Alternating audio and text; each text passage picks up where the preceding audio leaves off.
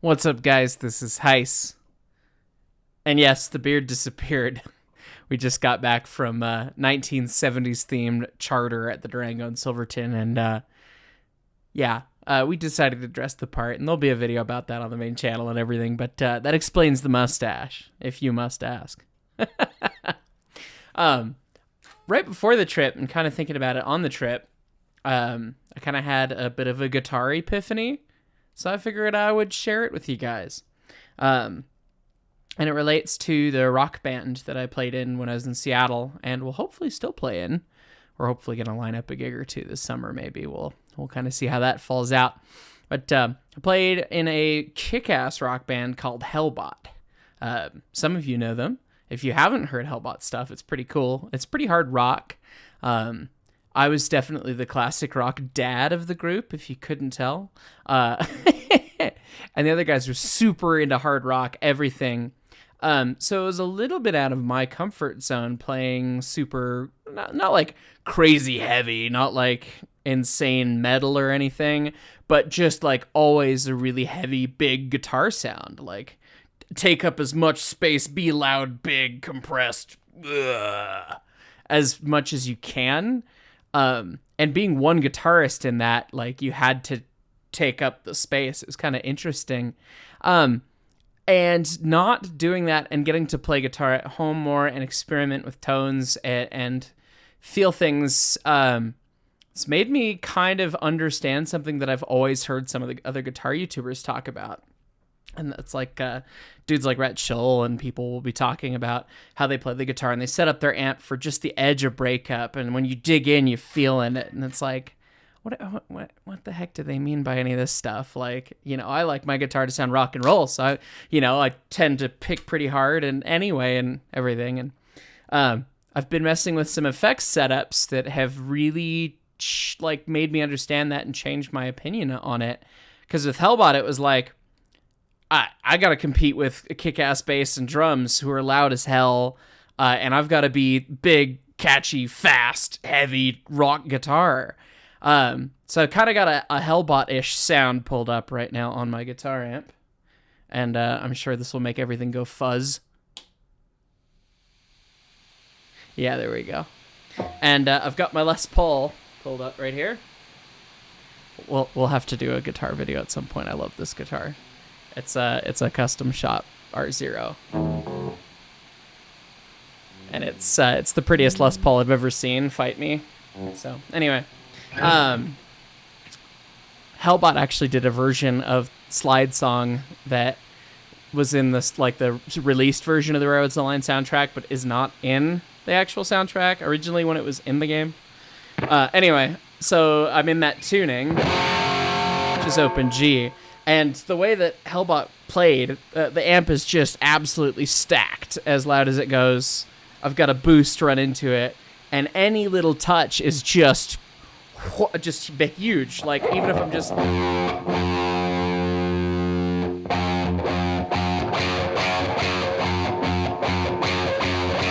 When I pick into it harder, it actually just bends the string out of pitch a little bit because I have light gauge strings on it. But it doesn't... You don't get any different timbre. It still sounds like a distorted guitar. It's still loud. The volume between and...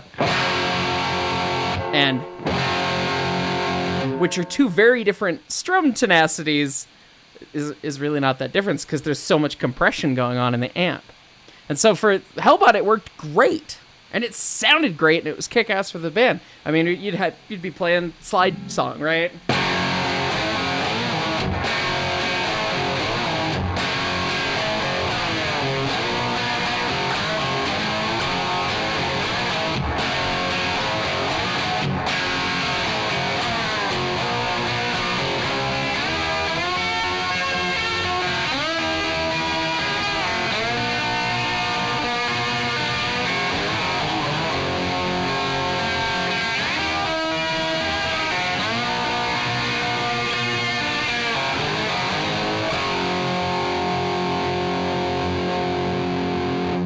And don't get me wrong, that is kick-ass and awesome.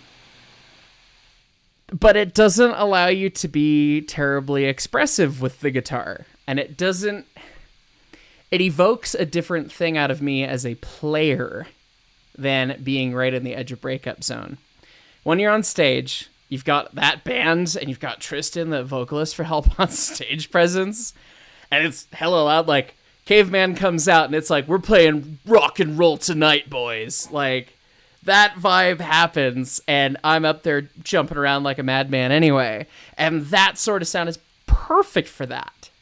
But that's not everything about me as a player and the way that I write music and what I do just for me, which is a little bit more dad rock, classic rock, Zeppelin-y, whatever. Love Led Zeppelin, love AC/DC too, which is more the meat and potato side of things, but I like having the virtuoso crap in there. I don't know. It's always hard to say, like, oh yeah, I play like that, and I'm so... Like, I like playing the guitar. This is the way that feels good for me playing the guitar.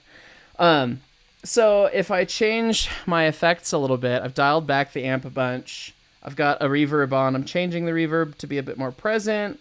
I'm going to add a light tremolo as well, because that's always fun. And a little bit of a delay pedal too. And I've still got the boost running into it, but I've just dialed the amp back a bunch. So let's see. This might be kind of close to what I want. Trem was a little much. I just want a little swirl.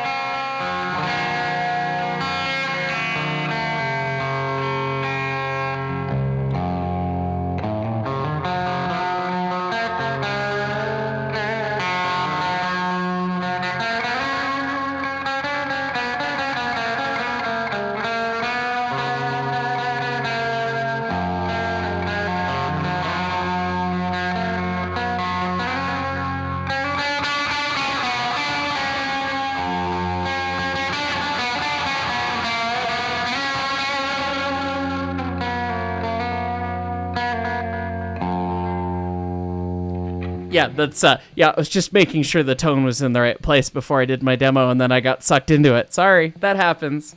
So if I pick the guitar really lightly, one note at a time.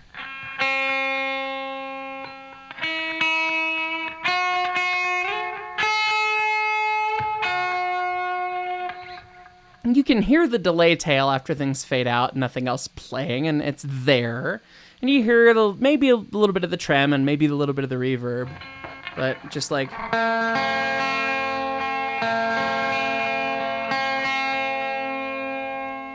And then you dig in.